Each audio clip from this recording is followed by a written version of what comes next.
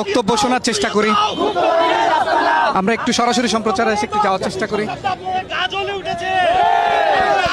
তার প্রমাণ দিয়েছেন কয়েক ঘন্টা ব্যাপী এই সংঘর্ষ চলছে এবং সেই সংঘর্ষের পরে এখন মূলত ছাত্র দলের নেতাকর্মীরা এখানে অবস্থান নিয়ে তারা বক্তব্য দিচ্ছে। আমরা একটু সামনে গিয়ে ছাত্র দলের যিনি আহ্বায়ক রয়েছেন তার বক্তব্য শোনার চেষ্টা করি। আমরা একটু সরাসরি সম্প্রচারে এসে একটু যাওয়ার চেষ্টা করি।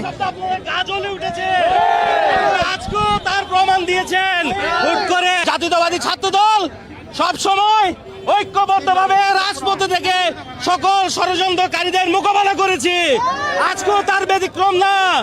আমরা সামনের সারিতে সবসময় মোকাবেলা করেছি। আপনারাও হয়তো বুড়ো দাড়িওয়ালা টুপিওয়ালা কিছু বাকি রাখেন না, আমরাও দেখেছি।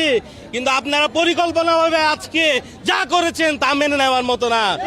আপনারা অতি বিলম্বে মাপ চাইবেন, না হলে আমরা রাজপথে থেকে দুর্বার আন্দোলনের ডাক দিব।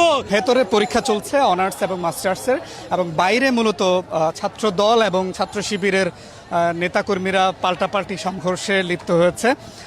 এখন মূলত ক্যাম্পাসের আশেপাশে ছাত্র দলের নেতাকর্মীদের অবস্থান আমরা দেখতে পাচ্ছি, এবং মূলত কলেজের বাইরের দেয়ালে একটা গ্রাফিতি লেখা নিয়েই মূলত দুপক্ষের সংঘর্ষের সূত্রপাত হয়। এবং এরপর থেকেই দুপক্ষের পাল্টাপাল্টি অভিযোগ আমরা শুনছি যে ছাত্র শিবির অভিযোগ করছে তাদের উপরে প্রথমে হামলা করা হয়েছে, তাদের বেশ কয়েকজন নেতাকর্মীকে আহত করা হয়েছে। অপরদিকে ছাত্র দল দাবি করছে তাদের উপরে এবং তাদের যে নেতাকর্মীরা রয়েছে, পাশাপাশি সাধারণ শিক্ষার্থীরা রয়েছে, তাদের উপরে ছাত্র শিবিরের নেতাকর্মীরা হামলা করেছে এমন অভিযোগ করছে। আপনি নিশ্চয়ই এখন দেখতে পাচ্ছেন যে ছাত্র দলের নেতাকর্মীরা তারা ক্যাম্পাসের কয়েক গজ দূরে এসে তারা অবস্থান নিয়েছে।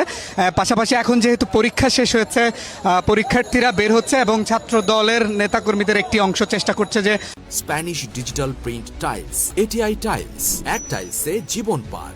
পরীক্ষার্থীরা যাতে নিরাপদে বের হতে পারে সেটি চেষ্টা করা হচ্ছে। পাশাপাশি আইন শৃঙ্খলা রক্ষাকারী বাহিনীর সদস্যরাও এখানে রয়েছেন, তারাও আসলে চেষ্টা করছেন যে দুপক্ষকে যাতে স্থিমিত রাখা যায়, দুপক্ষকে সরিয়ে দেওয়া যায়, সেটি তারা চেষ্টা করছেন। এখন মূলত ক্যাম্পাসের আশেপাশে শুধুমাত্র ছাত্র দলের এবং তাদের যে নেতাকর্মীরা রয়েছে তাদেরকেই দেখা যাচ্ছে। মূলত ছাত্র শিবিরের নেতাকর্মীদেরকে এখন সেরকমটাই দেখা যাচ্ছে না, অর্থাৎ মুখোমুখি যে অবস্থান সেটি আসলে এখন নেই। তো পাল্টাপাল্টি অভিযোগ চলছে, পাল্টাপাল্টি ছাত্র শিবিরের নেতাকর্মীদের আহত হওয়ার খবর বা তারা যে তাদের পক্ষ থেকেও সেটি দাবি করা হচ্ছিল। এখন মূলত ছাত্র দলের পক্ষ থেকে দাবি করা হচ্ছে তাদের উপরে এবং সাধারণ শিক্ষার্থীদের উপরে হামলা করা হচ্ছে। অর্থাৎ পাল্টাপাল্টি আমরা বক্তব্য পাচ্ছি, পাল্টাপাল্টি বক্তব্য দেখা যাচ্ছে। আপনি জানেন যে চট্টগ্রাম সরকারি সিটি কলেজ, এখানে প্রায় কয়েক হাজার শিক্ষার্থী রয়েছে।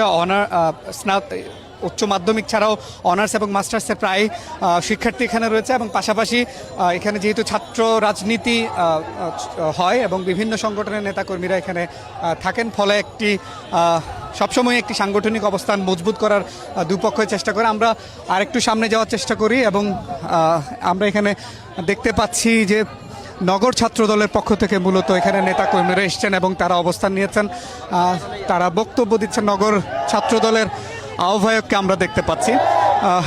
প্রায়